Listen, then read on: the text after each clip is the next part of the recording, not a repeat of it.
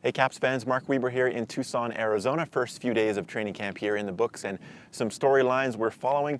Fraser Aird, the Toronto-born Scottish-raised right back, made his debut on Wednesday as the Caps beat Seattle 2-1 in a preseason friendly. He played well, got up and down that right wing very well, got some crosses in, defended well, had to go one-on-one against Obafemi Martins a few times, so a good first test for the young Canadian. He's got a little window here to stake his claim. Jordan Smith away on international duty with Costa Rica, and so it looks like we've got a battle on our hands for that right back starting spot. Of course, the Caps trading Steven Beitashour to Toronto in December, so they really need to fill that hole. You've also got a good battle brewing for one of those last remaining MLS roster spots between all these Caps WFC2 players who are here in camp. The likes of Jackson Farmer, the Canadian defender, can play center back, can play fullback. You've got Brett Levis from Saskatoon. He's typically been a winger, but he's been playing left back here in camp. And then a guy like Victor Blasco, the Spaniard, also a winger, very good attacking player, played at La Masia, the famed Barcelona Academy as a youth player.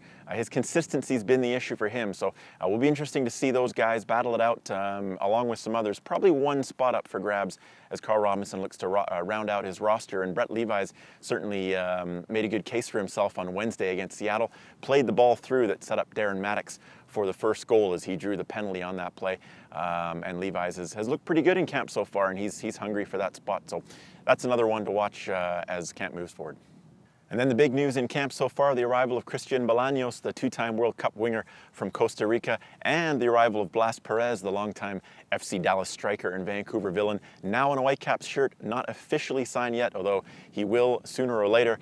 The Caps are going to have a cap crunch, so they're going to have to figure out who's going out to make room for Perez coming in.